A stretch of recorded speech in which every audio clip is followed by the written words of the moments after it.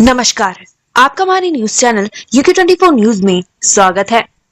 Pauri police ने हरिद्वार और गुरुग्राम से बरामद की गुम हुई लड़कियां युवक पर पॉक्सो अपहरण का मुकदमा दर्ज। पौड़ी पुलिस ने श्रीनगर से गुम हुई 2 लड़कियों को सकुशल बरामद कर लिया है। पुलिस ने एक युवती के मामले में एक युवक के खिलाफ अपहरण और पॉक्सो एक्ट में मुकदमा दर्ज किया है।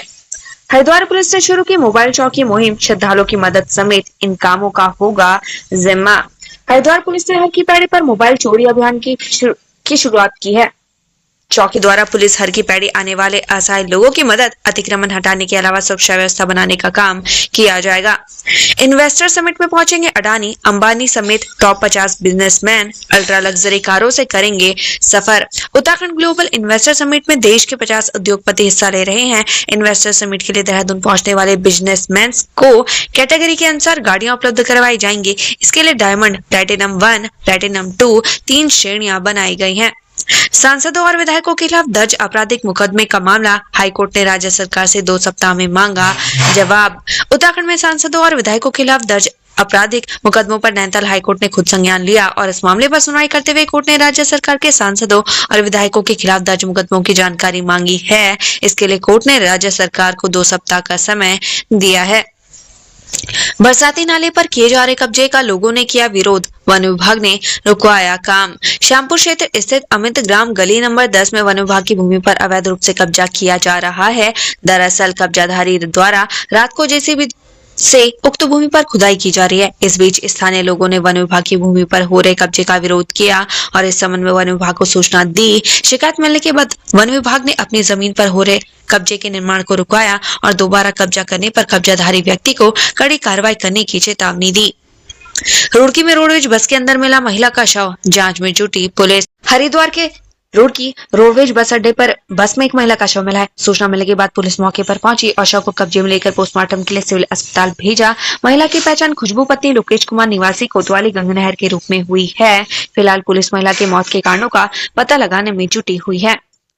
गौला खनन निकासी व फिटनेस सेंटर निजीकरण के विरोध में उतरे खनन कारोबारी सरकार को दी चेतावनी।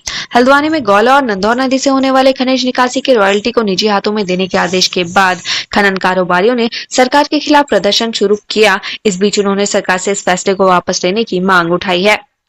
ट्रांसपोर्ट यूनियन की हड़ताल से पहाड़ों में फल सब्जी की सप्लाई ठप, मंडी में 75% गिरे दाम, किसान परेशान।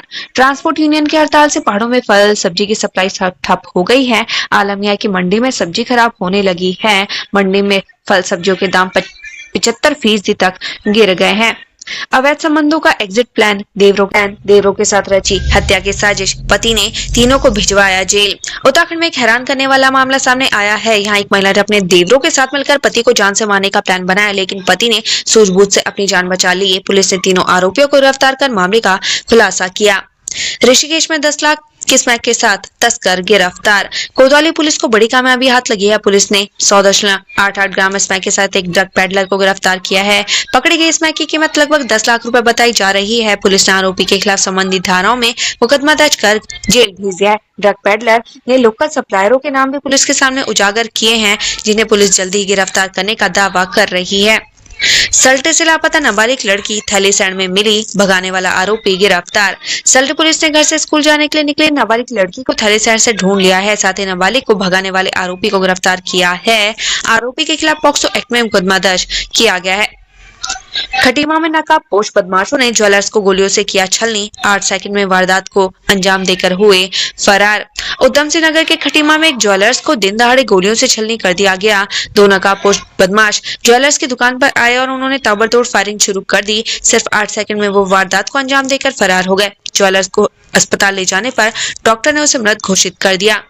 लोकसभा चुनाव के बाद बीजेपी निकाय चुनाव की रणभेरी, कांग्रेस ने खड़े किए सवाल, सरकार को घेरा।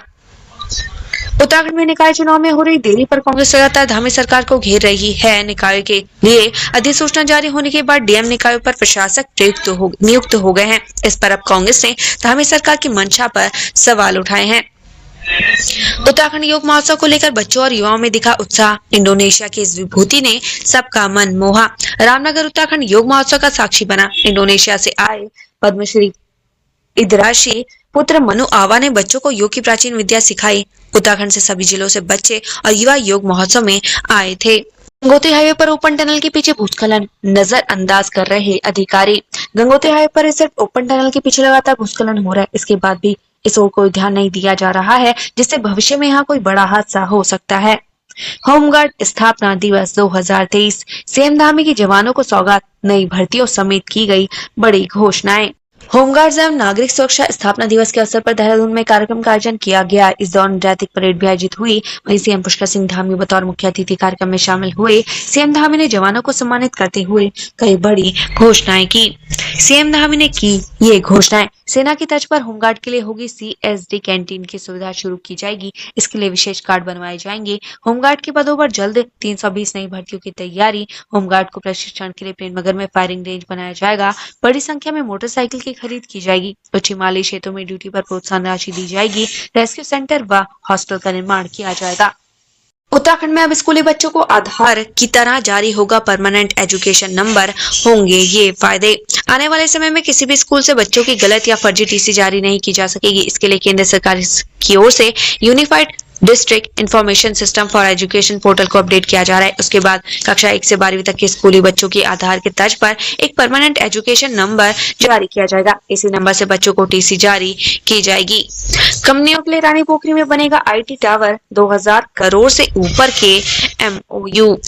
निवेशक सम्मेलन में आने वाली सेवा क्षेत्र की कंपनियों को IT सेवाएं उपलब्ध कराने के लिए रानी पोखरी में IT टावर बनेगा। वहीं अब तक सम्मेलन के लिए करीब 2000 करोड़ के MOU हो चुके हैं। इन्फोसिस, TCS, अडानी ड्रोन जैसी कंपनियां अपने निवेश के पत्ते वैश्विक निवेशक सम्मेलन के दौरान ही खोलेंगे। इससे बड़े निवेश की उम्मीद जताई जा रही है। जोशीमठ लैंडस्लाइड। शहर में टेक्निकल सर्वे जारी। 80 मीटर गहराई तक ड्रिलिंग पूरी, नहीं मिली हार्ड रॉक। शहर में भूतत्व से प्रभावित क्षेत्रों में भार क्षमता का पता लगाने के लिए लो नेवी की ओर से नीदरलैंड की फुग्रो कंपनी से जियो टेक्निकल ड्रिलिंग सर्वे कराया जा रहा है। सुनील वार्ड से ऑली रोड पर ड्रिलिंग सर्वे पूरा कर दिया गया है। 80 मीटर गहराई तक ड्रिलिंग के बाद भी यहाँ हार्ड रॉक नहीं मिली है। अब टीम के द्वारा मनोहर बाग वार्ड पर दूसरी ड्रिलिंग शुरू की जाएगी। UKSSC हो जाए तैयार। उत्तराखंड में 12वीं पास युवाओं के लिए निकली भर्ती। जानने कब से शुरू होंगे आवेदन।